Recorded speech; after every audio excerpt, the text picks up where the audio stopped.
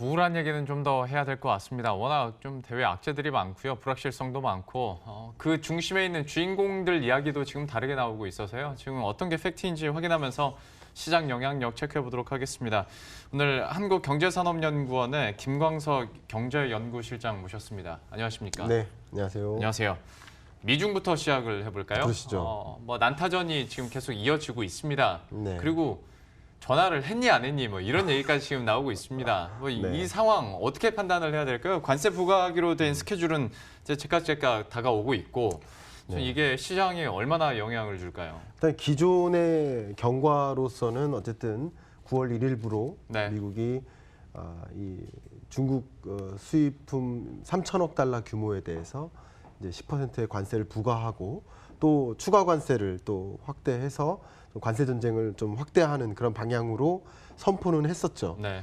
근데 이제 최근에 그 경과가 진행되면서 조금 그 싸움의 정도가 좀 네. 약화되는 것 아니냐 예. 하는 생각들이 있는데 또 특히 이제 트럼프 말을 사실은 어디까지 믿어야 될지 잘 그러게요. 모르겠습니다. 그러니까 지난 금요일에 네. 약간 완화되는 듯 하다가 네, 토요일, 일요일에 네. 또 한번 막 쏴대니까 이거 그렇죠. 갈피를 잡기가 쉽지 않더라고요. 주로 이제 그 트위터를 활용한 예. 여러 의견들이 어제 오늘 계속 바뀌고 있어서 그래서 이제 트럼프 포비아라는 표현까지 등장하면서 네. 도대체 어디까지 믿어야 되겠느냐 하는 이런 여러 가지 관측들이 지금 전망이 되고 있는데 그래도 현재로서는 9월 1일 날 말 그대로의 관세를 이제 부여하는 순간 정말 대대적인 그 말 그대로의 보호무역에 따른 어떤 영향들이 부수적으로 영향을 미칠 것으로 전망이 되기 때문에 네.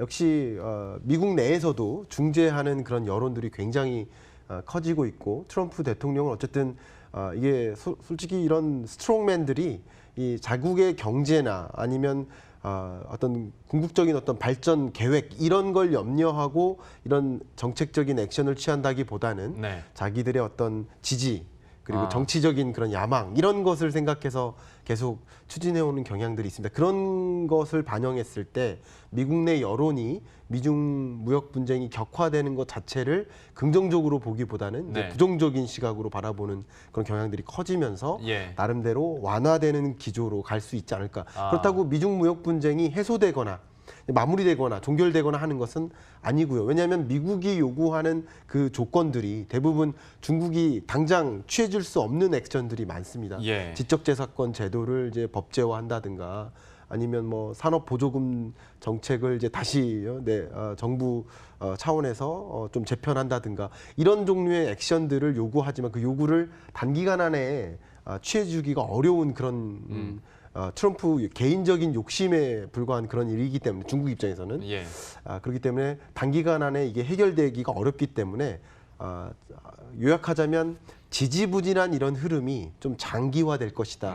그러나 격화되긴 어렵고 장기전이 되지만 조금 완만했다가 또 다시 격화되거나 이런 모습들이 등락하면서 일어날 것이다. 이렇게 바라보고 있습니다. 트럼프 행보에 대한 약간 변화된 시각들에 대해서도 지적을 해주셨고 사실 외신들을 보더라도 더 이상 연준 탓하지 마라. 그러니까 트럼프 네가 미중 무역 정책 계속 격화를 시키다 보니까 이렇게 안 좋아지는 거 아니냐라는 보도들이 이제 수적으로 좀 많아지는 것 같고 중국도 이 부분을 좀 공략하면서 주도권을 잡으려는 모습인데요. 네. 한번 봐야겠습니다. 더 격화될지 아니면 더 이상은 격화되지 않고 지금의 흐름대로 갈지 한번 보도록 하겠고 네. 또 다음은 이제 일본 쪽인데 화이트리스트 오늘부터 발효인데 사실 지금까지 워낙 우리가 얘기를 많이 했었고 시장에도 영향을 많이 줬었던 일이니만큼 네. 당장 오늘은 시장에서도 그렇고 언론 보도를 통해서도 그렇게 막 호들갑은 아닙니다. 네. 근데 앞으로의 산업 영향력에 대해서 특히 뭐 반도체 분야에 대해서는 계속 얘기를 해야 될 것 같아서요. 네. 어떻게 예상하십니까? 제가 오늘 참 우연치 않게 오늘 오전에는 또 더벨 머니투데이 계열사죠. 예. 네, 더벨에서 주최하는 포럼에 다녀왔습니다. 네. 포럼에서 이제 이 주제로 또 강연을 했었는데요. 결국 이 한일 무역 전쟁의 경과 과정에서 누가 더 피해를 입을 것인가를 놓고 지금 싸움이 많이 일어나고 있는 상황입니다. 네. 근데 단적으로 여러 차례 제가 강조를 하고 있지만 단기적으로는 사실 이 반도체 산업의 주요 핵심 소재가 공급이 되지 않음으로 인해서 생산의 차질이 빚을 수 있겠다. 생산의 차질보다는 생산은 가능합니다. 예. 이 대체가 가능하다는 거죠. 네. 근데 더 중요한 것은 ROI의 문제예요.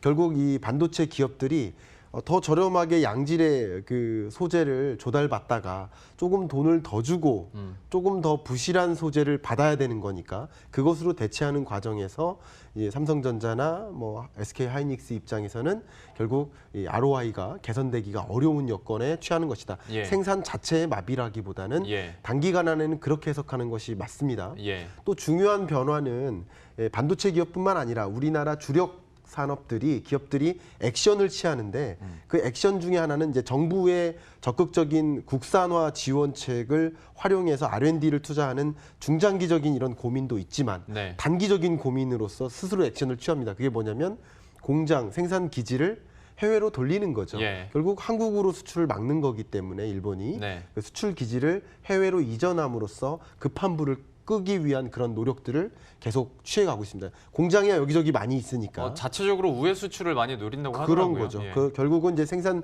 거점을 한국보다는 다른 나라에 비중을 더 많이 두는 그런 전략들을 취하고 있고요. 아주 재미있는 것이 엊그저께부터 이슈가 되었던 일본 현지 공급 업체들도 네. 살아남기 위해서 예. 결국 한국의 주요 기업들을 포기할 수 없는 겁니다. 네. 말 그대로 삼성전자, SK 하이닉스는 반도체 산업의 큰 손이지 않습니까? 세계 1, 2위 그죠? 고객사잖아요. 그럼 그 고객사의 전량, 이 예. 물질, 소재를 공급하기 위해서 존재하는 기업인데 공급을 차단하는 순간 그 기업 자체의 존폐 문제가 그렇죠. 우려되는 상황이죠. 예. 그러니까 그것에 대한 대응책으로서 생산 거점을 아예 한국에 두는 그런 그럴 수 고민들을 있다. 네. 하고 있습니다. 이미 액션을 취해 나가고 있는 게 TOK 첨단 소재라는 일본계 기업이 결국 EUV용 포토레지스트 생산, 예. 그 불화수소 이런 여러 가지 핵심 생산 물질에 대해서 그 공정 자체를 일본에 안 두고 한국에 두면 이 생산에도 차질이 없는 거거든요. 일본 기업의 액션, 한국 기업의 액션 이런 것들이 이런 단기간의 충격을 이제 완화하는 구조로 갈 것이다라고 보기 때문에 예. 반도체 산업에 즉각적인 영향은 없을 수도 있습니다. 근데 지금 일어나고 있는 반도체 산업의 여러 가지 주가의 하락이나 이런 것들은 좀 미래의 불확실성을 좀 염두에 두고 선제적으로 반영된 그런 모습이지 않나 하는 생각이 한 가지가 있고요. 예. 한일 무역 전쟁과 전혀 관련 없이 올해 초, 그 작년 말부터 이미 반도체 산업이 2019년에는 안 좋아질 것이다라고 보고 있었습니다. 네네. 결국 반도체 가격이 하락한다는 거. 20% 반도체 가격이 하락하면 생산 그리고 수출 물량이 20% 늘더라도 그 유지되는 수준밖에 되지 않잖아요. 네. ROI는 심각하게 나빠지고요. 결국 반도체의 업황 그런 것 자체의 문제, 결국 수요 부족이라든가 뭐 여러 가지 반도체의 수요를 견인하는 여러 산업들의 부진이라든가 이런 관점에서 반도체 산업의 문제로서 규명할 일이지 단기간적으로 한일 무역 전쟁 때문에 이런 일이 일어나는 것이다라고 보기보다는 그런 관점에서 여러 가지 요인들을 고려해서 투자 의사 결정을 하셔야 되지 않을까 생각됩니다.